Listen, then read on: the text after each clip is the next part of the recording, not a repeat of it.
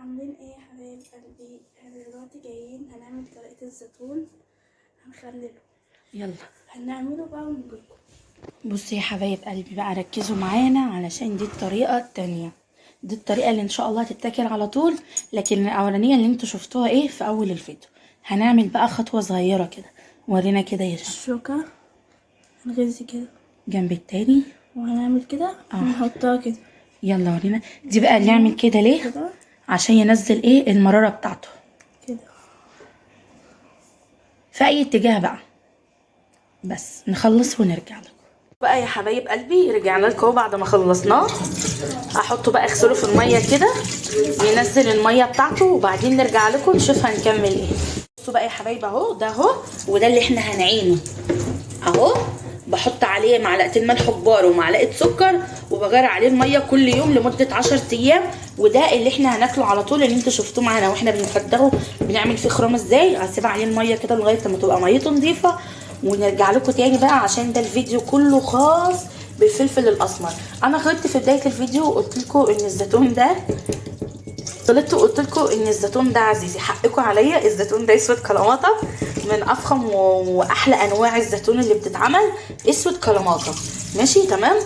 يلا بينا بقى ايه، نسيبه كده لغايه ما ميته تبقى فله ونرجع لكم تاني. بصوا بقى يا حبايبي، شايفين الزيت بتاعه؟ وريهولنا كده يا زيزو.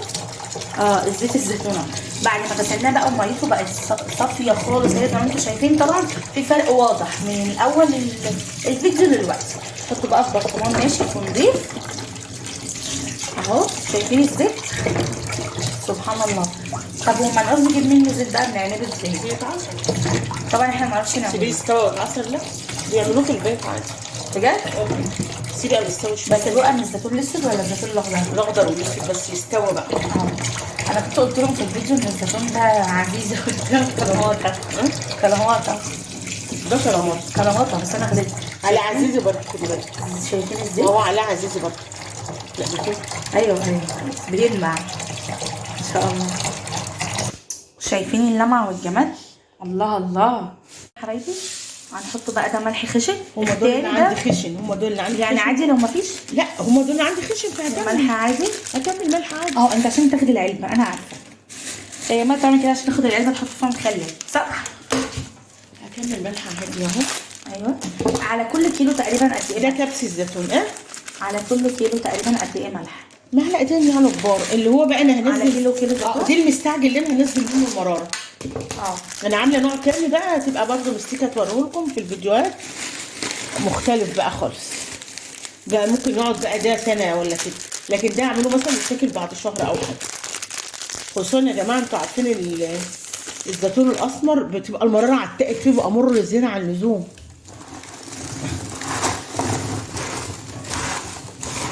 ده اسمه طبعا دي بصبره بقى، بعمله صبغيه. بصبره صبري تصبير او كده يعني. ده بقى بصوا، انا مثلا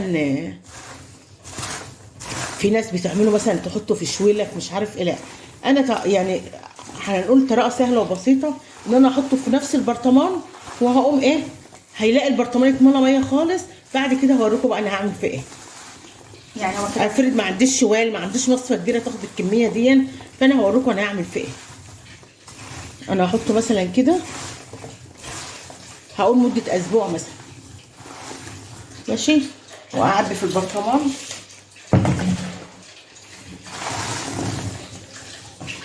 عشان طبعا ينزل. طبعا احنا عاملينه بالشوكه. بصوا بقى يا حبايب قلبي، قلبي خلاص اهو. زوزة كبسته او صبرته زي ما هي بتقول اهو. شايفين؟ بس هنقفل عليه بقى ونقول لكم الخطوه الجايه ايه. انتظرونا بقى كده هنسيبه اسبوع. على وانتوا بتنتظروا بقى متنسوش تحطوا اللايك وتشتركوا في القناه عشان تشوفوا كل جديد معانا. رجعنا لكم تاني بعد حوالي قد ايه يا زوزو؟ 10 ايام. طيب لحد الاثنين والثلاث والاربع والخميس 10 ايام. السبع النهارده اليوم السبت. فضينا بقى الميه من البرطمان. بس هو شوفوا لونه فتح بقى. هو الزيتون كده، هو كده. انا بقى فضيت الميه وهغسله عشان املحه بقى. دي اللي هو يتعان بقى من السنه للسنه بالميه والملح. ايوه. وده التاني اهو عليه ميته اللي هي بتاعه الملح، بقى كله ميه اهو. انا جيت سبته منه فين. شفتوا الميه عامله ازاي؟ لا هي جايه تقف الزيتون الكرامات. دي الميه السوداء بقى اللي هي الميه الغامقه بتاعته. انت غير الميه؟ لا نخلله بقى، دي المشقه خلله بقى. الامارات ده برضو نزل كتير قوي، عشان كده هو لونه فتح كده فتح كده. ايوه بس بيقولوا بيبقى يرجع لون تاني، بس مش عارفه بقى يرجع. بس هيرجع ازاي؟ هو نزل، هيرجع ازاي؟ هو نزل على الزيتونه الكرمشه اهو. هنصفي بقى شويه ميه هندفيهم ونحطها الزيتونه الكرمشه. ده اللي احنا معينه بالملح، كنا كاملينه بالملح في نفس البرطمان اهو. هنعمل شويه ميه ندفيهم ونفرد بقى الزيتون. ايوه بس. وبرده الميه اللي هنخلي بها ده او التاني. وهنا بقى يا جماعه رجعنا لكم بعد مرور 8 ايام، واللي لونه مش بيبقى غامق اهو. احنا كنا بنغير عليه الميه كل يوم 8 ايام ميه وملح، يعني نغير الميه ونحط ملح وعليها معلقه سكر. تمام. غسلناه بقى خالص وصفناه من الميه بتاعته. تعالى بقى نشوف هنخلله ازاي ونعينه من دي ميه مغليه ومتعقمه. دي ميه مغليه وسبناها اللي هي تبقى ميه فاتره. لا تبرد خالص، لا مش فاتره. لا مش فاتره، يعني غليناها وسبناها تبرد. تبرد خالص. ايوه بس فيها ملح. ونشوف بقى الملح مظبوط ولا لا، ونحط كمان ولا كافه. هنعمل الايه؟ البيض. نزلت تحت يبقى الملح قليل، لو البيضه طفت على السطح يبقى الملح كده مظبوط. لا بالتالي هو عاوز كده شويه ملح كمان.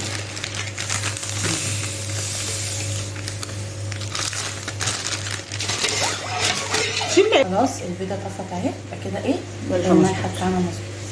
حط على كل كيلو معلقه ملح، على كيلو معلقه سكر. يعني كيلو زيتون معلقه ملح ومعلقه سكر. اللي هو كل لتر ميه على كيلو زيتون معلقه سكر. الميه بقى بعد ما بردت، دي الميه بعد ما بردت بقى ميه معقمه طبعا، بس مغليه، عشان ده هيقعد من سنه للسنه. يقعد عندك سنه، يقعد 2 زي ما يقعد بقى. ايوه على حسب انت ما تستخدميه او على حسب انت ما تعوزيه. وهنقول لكم طبعا على السر طبعا في الاخر.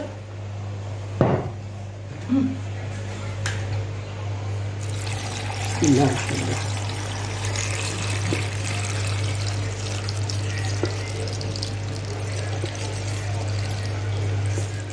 ميه، لان احنا هنغطي وشه بايه؟ بالزيت. قبل الزيت بقى هعمل حاجه. ما هو مش الزيت ماده حافظه؟ بيحافظ على الوش ما يسمرش. ايوه. احنا في حاجه هنعملها طبعا قبل الزيت، ودي طبعا حصري على اليوتيوب، عشان تحافظي على لون الزيتون يفضل اسمر ما يجربش، وعشان تحافظي عليه من اي حاجه هنحط له ماده حافظه وماده تحفظ اللون وتحفظ اي ميكروب او اي حاجه وتمنع دخول الهواء في البرطمان. ايه يعني؟ هنحط يا جماعه المكون السحري اللي محدش يستخدمه على اليوتيوب، معلقتين 3 فلفل اسمر حصى اهو. طب اسالك سؤال، مش هتغسليه؟ لا مش هغسله. الفلفل لا. نحط بقى ايه؟ نحط بقى على الوش ايه؟ الزيت دي بقى المنطقه. هنحط كمان شويه زيت بس الاسمر عشان يفضل طعمه اللي هو الطعم البيور بتاعه. ما تلبخوش. ايوه يعني اعملهم ما تضيفولوش اي اضافات، توم بقى والكلام ده لا.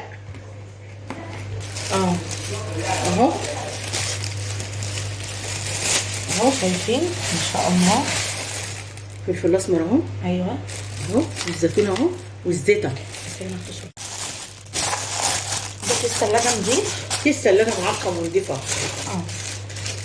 زي ما احنا لسه هنعمله مراحل ثانيه، يعني عشان نغطيه نبني عنه الهواء خالص. عشان يبقى ايه مفيش ميه على الوش. احنا عاملين الزيت على الوش اهو. ماشي. بسم الله الرحمن الرحيم.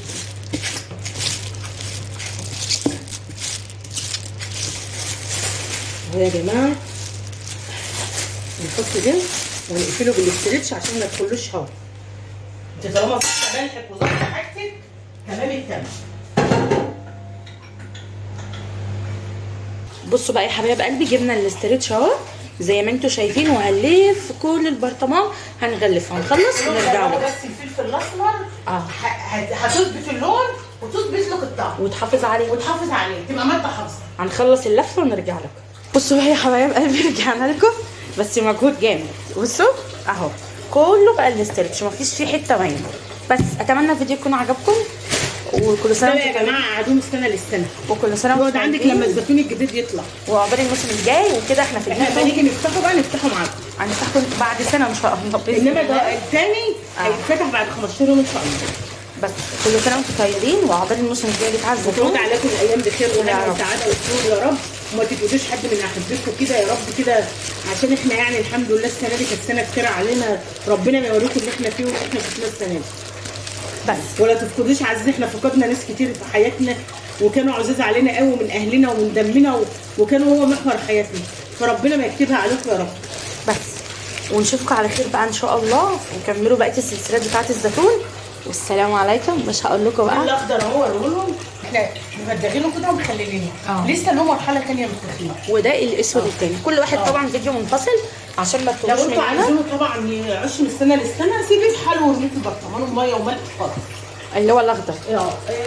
لو عايزاه بقى تاكليه مثلا بعد شهر بعد كده ما عندكيش شباتك زيتون ومحتاجه اعملي نص الكميه كده ونص الكميه كده. بس انا بقى يا جماعه بعمله كده وبعمله في الثلاجه من السنه للسنه، بريح دماغي بقى. كل سنه وانتم طيبين والسلام عليكم.